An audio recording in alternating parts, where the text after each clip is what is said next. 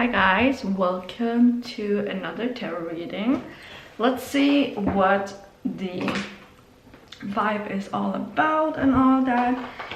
If you guys have been noticing that you need a little bit of a boost of self-love, I do host a Reiki group session on the 1st of March, I want to say January, at 7 p.m. Spain Standard Time. And it's a group session, so you all get the same thing. It's a 20-minute session, and if you're interested about the intentions, please go check out the link of the stand store. I'm gonna put it down below. But yeah, I felt like after this eclipse season we can all use it a little bit. The energies of the eclipse season are insane, like the stuff that's coming to the surface, and I've been super sensitive. I cry so much. I mean, I already sometimes cry very easily, but holy moly, the past 3 days have been insane. Like, literally between yesterday and today, like there was 2 hours of crying, but also so freeing, so such a release. It did take me to the whole day today to kind of like settle back in, regulate my nervous system, but you know what? That's the healing that we signed up, so we want to move on, so we gotta go through it. But yeah, let's see. Oh my god, we're starting off with the 5 of Pentacles. Scarcity mindset. What? Limiting beliefs. Oh wait, we have one card here popping out of, what is this? Ooh, it is the 10 of Wands. Oh my god. Okay guys, this is a reading of you need to release a lot of things. I'm so sorry, this was not the direction I was hoping for. And the Lovers. Okay, basically Spirit is saying it is your choice. Do you want to keep carrying this, or are you finally ready to let it go? I feel like this also applies for me because of what happened yesterday. I was like, man, let me just move on, but I guess Spirit has some opinions. Okay, we have the Ace of Cups and then the Devil. Honor your emotions so you can close out the cycle. Please focus. Perfectly fine. There we go.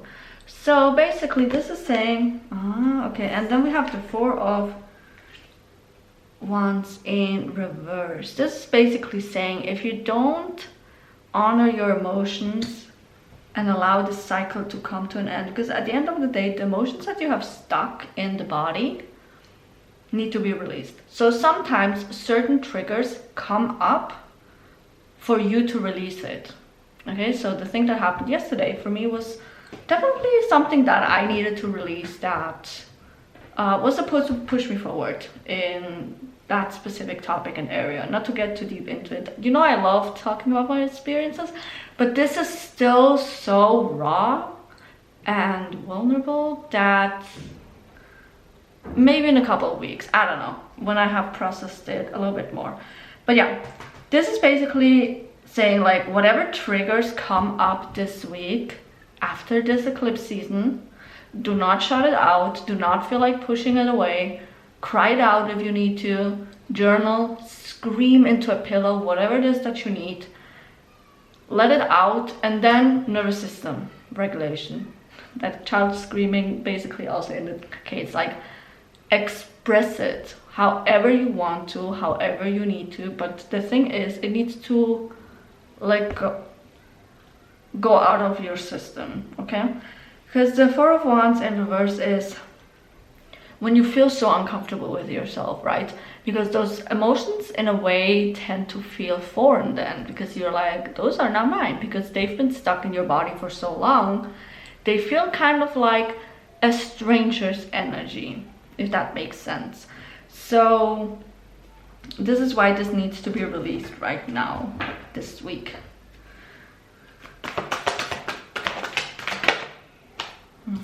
We have the Emperor.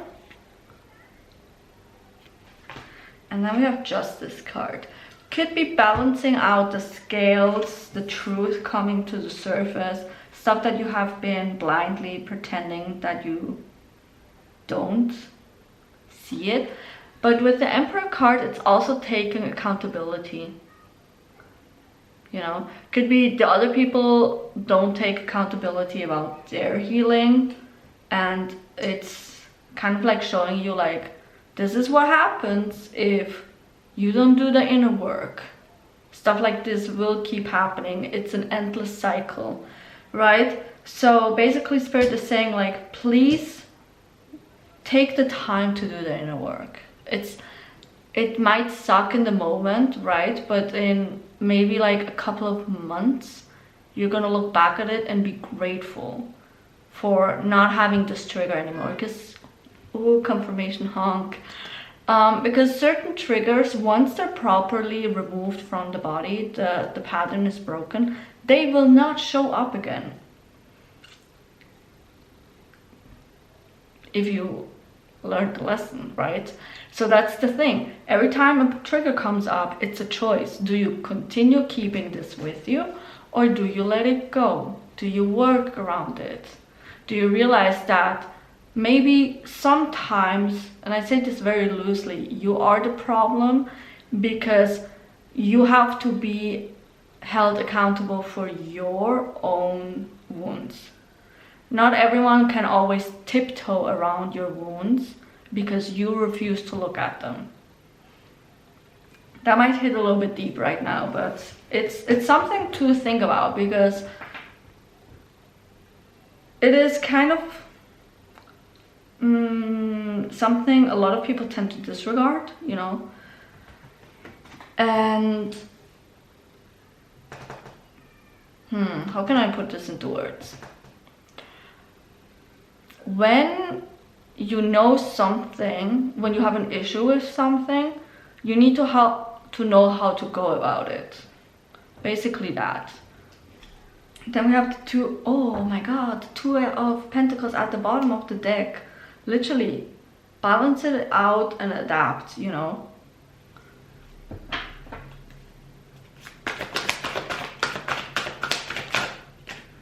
What's next? Nine of Swords. Again, nervous system regulation here. I don't know why it wants to focus in that little corner. Nervous system regulation is super important this week. So with all these heightened emotions and all the triggers coming up, and it's literally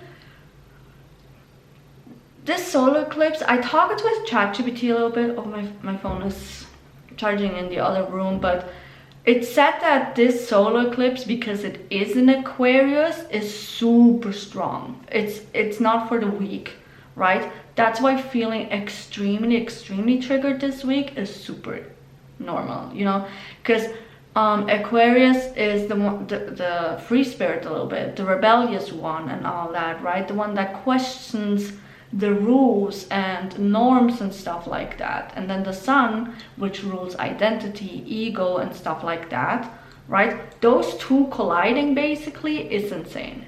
In this case, for me, I have Uranus in Aquarius in my first house, which for me, this is basically like a double-edged sword, you know. That's why it hits me this so much deeper, which I'm like, give me a break. But you know, again, that's why you need to know how to navigate your way through it a little bit. So have your nervous system regulating tools ready.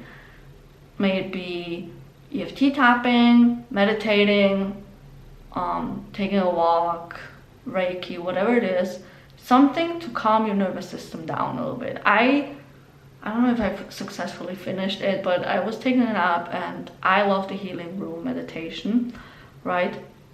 With this little box, and you imagine you tell the box what it is that you want it to heal while you're either napping or overnight while you're sleeping, and then you put your body inside and then it heals, right? So I told it, but you don't necessarily need to envision the box. You can also just tell your body what it needs to do. So I guess in a way it did listen, where I was like, please reset and regulate my nervous system while I'm napping, you know, and help me move on from this wound right now, right? So I don't cry the whole freaking day, right? Because I'm severely dehydrated no matter what how much I'm drinking, because of how much I cried, right? But again, you need to know also your body a little bit and how it reacts, what it needs, right? So do you need a little bit more alone time? Do you need to watch your comfort show? Do you need to blast the music and dance like crazy, right? Do you need a workout to regulate your nervous system? That's why you need to know what your healthy coping mechanisms are. That's what you need to figure out this week. So, because this is not going to be the last eclipse, we're gonna have, I think, 3 more ish, right? Or maybe even more, I don't know at this point. Because the next eclipse is going to be the lunar eclipse, which the moon literally is about our emotions, so it's going to be also intense. So, and I think, well, no, I don't know what the moon eclipse, which sign it's going to be in, but again, if you don't know how to regulate your nervous system, it's going to be difficult. We have 1 card peeking out here. The 3 of Swords. Well, at least you're clearing a lot of things. Mental and emotional wounds. Stuff that had to be removed. And you could no longer carry with it anymore. We have the Magician at the bottom of the deck. So in a way, this is also asking for surrendering and lessening the need for constant control over situations. Because again, you don't know what people are going to say. People won't always tiptoe around your insecurities. That's why it's, and like your trauma, whatever it is that you're dealing with. So again, the reminder of it's your responsibility to heal that. And Spirit is really putting an emphasis here on like the balancing the scales. Regulate your nervous system. Don't just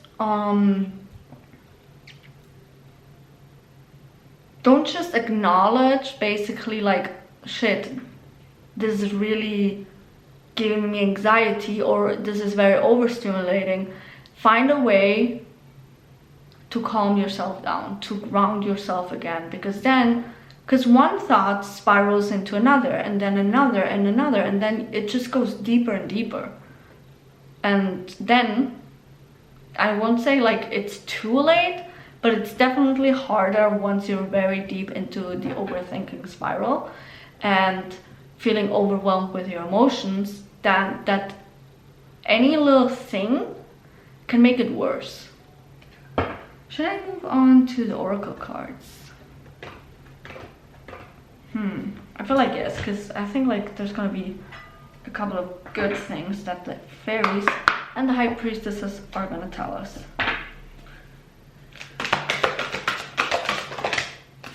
Okay, we have spring.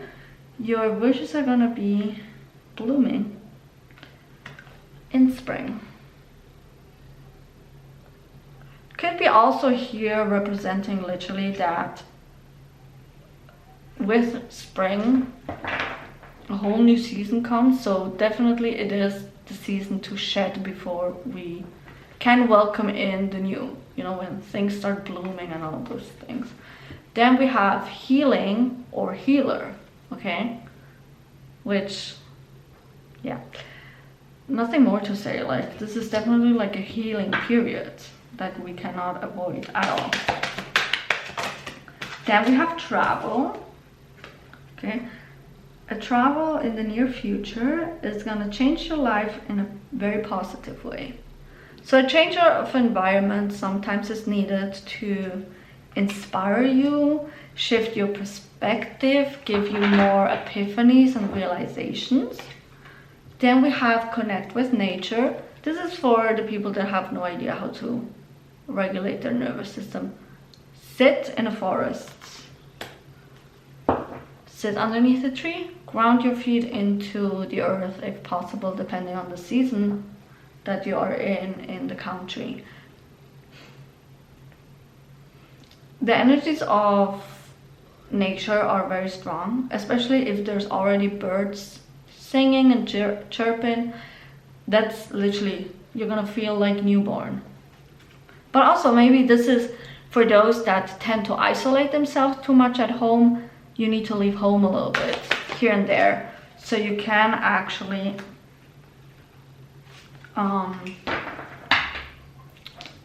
break out of that energy. Then we have flower power. So definitely get yourself some flowers. Flowers can be very healing, and they can sometimes help you with transforming negative energy, or like kind of like cleanse it in a way, absorb it as well.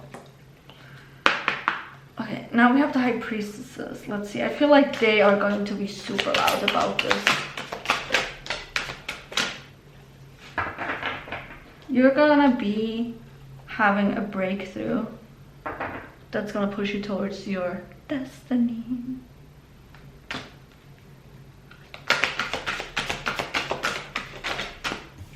Then we have here, you're a priestess of the goddess Nui. So inner peace is what you need to cultivate right now this week.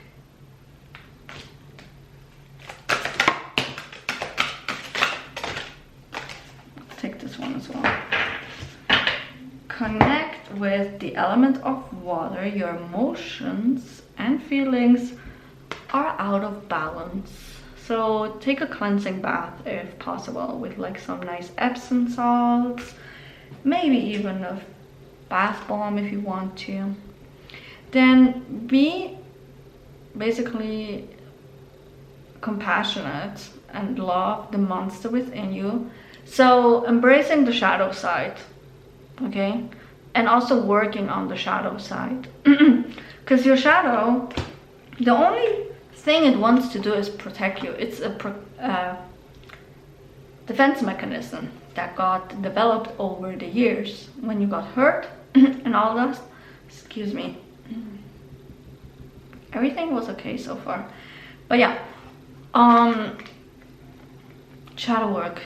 People, shadow work is so important, because otherwise it's going to be super difficult to move on from certain things, certain wounds that you've had in your life, of maybe people inflicting pain to you, abusing you and all those things, which, sorry, trigger warning, but the thing is, those wounds are not properly healed. They're just roughly patched in that moment, in like a survival skill instinct, where it's just like, let's move on because we need to survive. But now you need to open up that wound, clean it properly so it doesn't scar as deeply as maybe it should have. This is why I always say shadow work is so important. Analyze your mind, analyze your thoughts, so in moments of when a situation arises where you get triggered, your emotions don't take over, you know? Then we have you, well, see, I knew it. You're gonna need to do some grounding for good success. Recognize that success is always involved with moving, taking action. Okay, so basically it's just with a dysregulated nervous system, any decisions, any plans that you set in motion are always going to not have negative energy, but they're going to be based on rooted fear. So it's not going to feel very stable, and that's what also then the overthinking, like it invites the overthinking more, because you haven't taken that decision from clarity. So yeah, anyways, how about like for emoji, we use the sword emoji, because I really like this. I really like this picture and this card. It's so beautiful. So a emoji. And then we can take inspiration from this card. I embrace my shadow self. I embrace the wounded part of me that needed the love and care that it needed in that moment. Okay? We're going to be fully surrendering to that. But yeah, I hope this gave you the clarity that you needed and that you know what you need to do. And I will see you guys in the next one. Until then, bye bye!